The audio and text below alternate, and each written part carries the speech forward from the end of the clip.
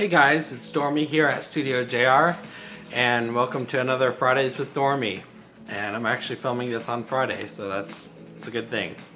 It's story time with Dormee as well. I wanted to give you my story and how I got into producing EDM and everything that led up to where I am right now. So first of all, it probably started when the old family piano made its way into my parents' house where I was living as a child, and it was originally meant for my sister, who was taking piano lessons at that time, to practice on. But of course I would tinker around with it, and I would hear songs on the radio and try to figure them out on the keyboard, well, the piano. It was an upright piano, and so I would do that quite often. And then my mom, I don't really recall this, but my mom says one day I was trying to figure out a song on the piano and I was just having such a tough time with it. I just crashed on the keys and said, I'm not going anywhere without a teacher. And so she thought to herself right then that my mom and dad needed to get me a teacher. So just a couple of months later I had a piano teacher, and I was learning the basics of piano.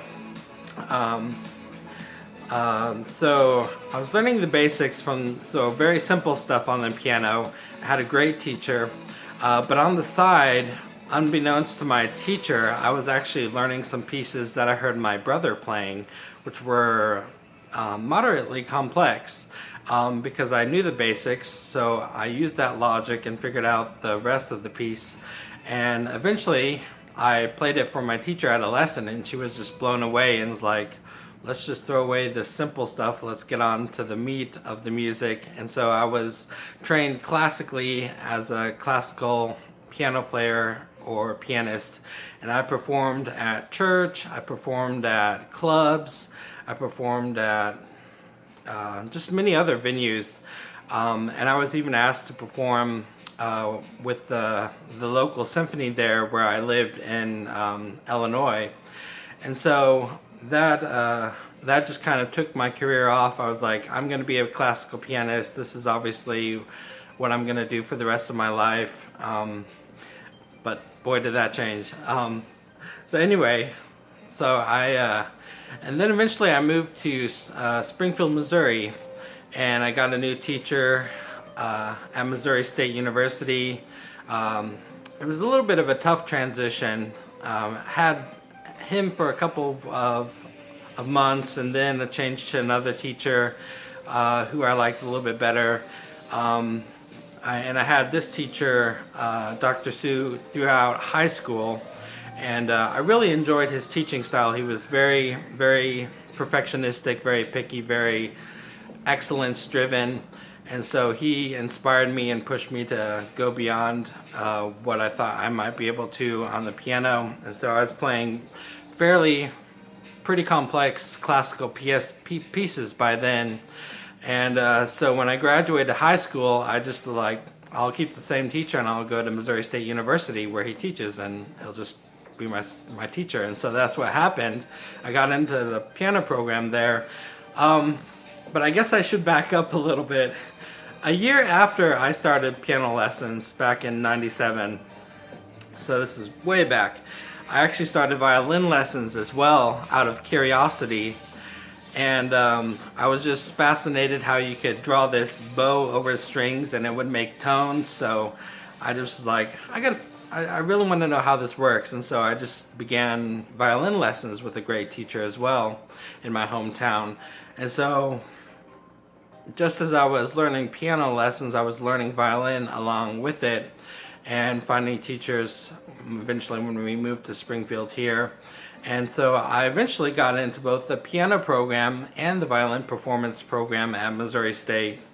And boy, that was quite challenging with gen eds and electives and juries and practicing. I had a hard time in college, but I kept up for the most part until about my senior year. I was starting to get pretty stressed out, and I was performing as concert concert violinist, or the first violinist at the Drury Civic Orchestra at Drury, and I don't know, I got really stressed out, and then the next year it just kept going downhill, and eventually I had a mental breakdown and I dropped out of college. I just couldn't do it anymore. And at that time I was just fed up with classical music. I didn't really want to play the piano or violin. I wanted to do something different.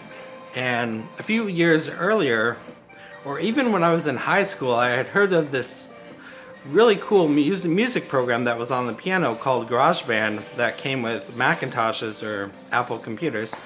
And so I got into that after I dropped out of college and bought my own Macintosh. Very simple, very rudimentary. I think it was just a MacBook, like an iMacBook, like back in 2003. It was GarageBand 2.0. But I made simple songs on that, and from there I eventually upgraded to MacBook Pro and got Logic 9 Express, and then upgraded to Pro. Kept learning new things, kept listening to dance music, which I was, of course, passionate at that time. I guess the first time I really got into electronic music was back in 2004 when a good friend introduced me to trance music. We were just riding in the car up to a quiz. I was Bible quizzing at that time, and we were going to St. Louis on a quiz trip, and he was like, "Here, listen to this." And I was like, "What is this? This stuff is freaking awesome." And so I got hooked on trance music. He made me a CD, and I went to listen to it constantly over and over again, and play my violin along with the melody, and just play the piano parts. And I don't know, but I still continued my classical career, or college, well, whatever you want to call it, college career, classical career at that time.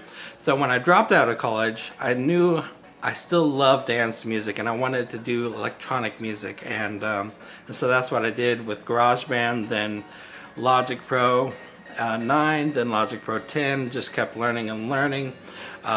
Composed a few pieces for people, and really started collaborating with friends.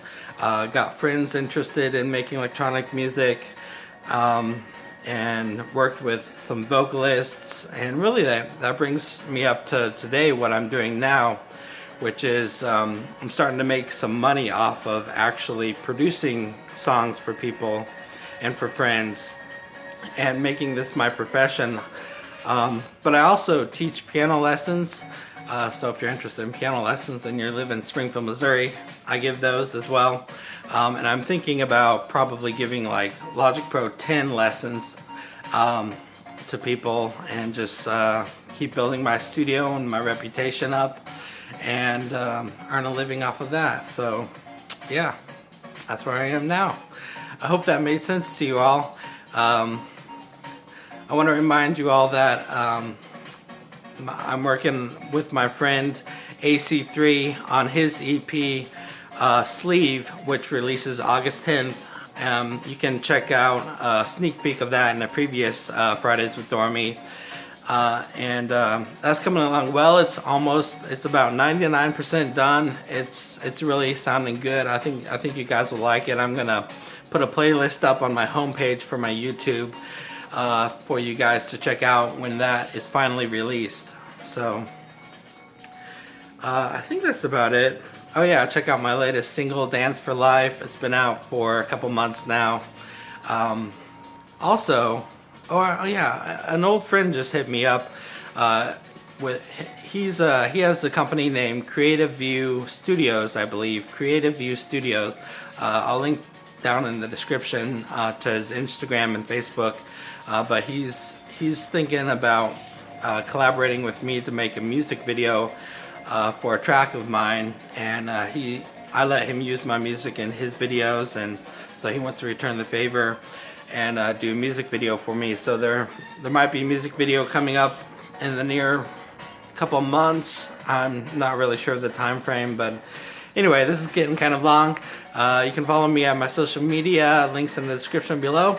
So I hope you enjoyed this episode, my story, and I'll see you guys later.